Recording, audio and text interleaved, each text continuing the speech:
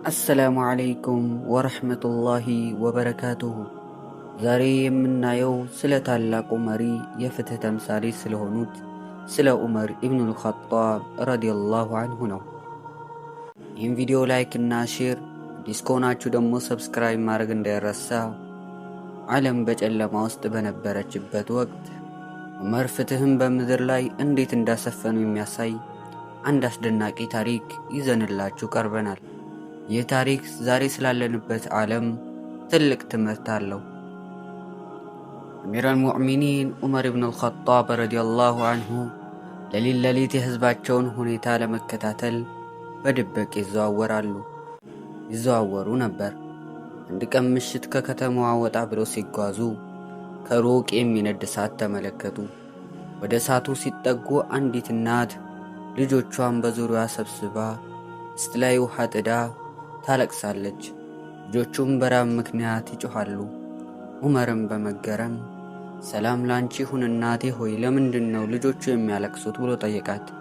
እናቲቱም በረሃብ ምክንያት ነው ልጄ፣ ድስት ውስጥ ምንም የለም፣ ውሃ ብቻ ነው የጣድኩት።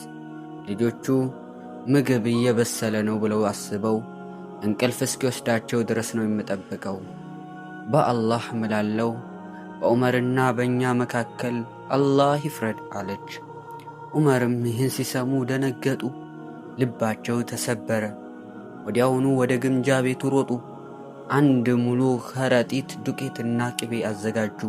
አገልጋያቸው አስላም እኔ ልሸከምልዎት ቢላቸውም ዑመር ግን እምቢ አሉ። ዑመር በቂያማ ቀን ወንጀሌን ትሸከማለህን? በፍጹም እኔ ራሴን የምሸከመው አሉት።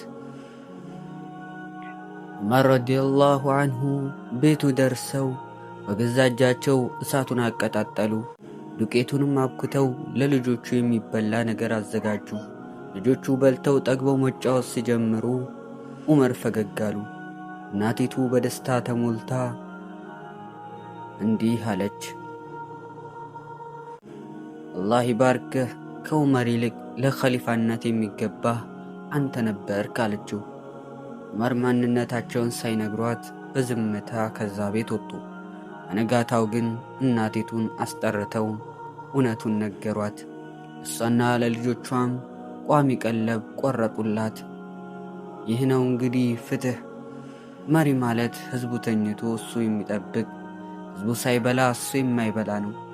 ከዚህ ታሪክ የምንማረው ትልቁ ቁም ነገር ኃላፊነት በአላህ ፊት ተጠያቂነት እንዳለው ነው።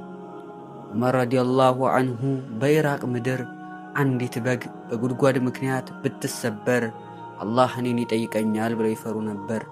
ለዛሬ ያዘጋጀንላችሁ ታሪክ ይህንን ይመስላል። ታሪኩን ከወደዳችሁት ላይክ እና ሼር ማድረጋችሁን እንዳትረሱ። በቀጣይ የትኛውን ታሪክ እንድናቀርብላችሁ ትፈልጋላችሁ? ኮሜንት ላይ ጻፉልኝ። በሌላ ቪዲዮ እስከምንገናኝ ድረስ አሰላሙ ዓለይኩም ወረሕመቱላሂ ወበረካቱሁ።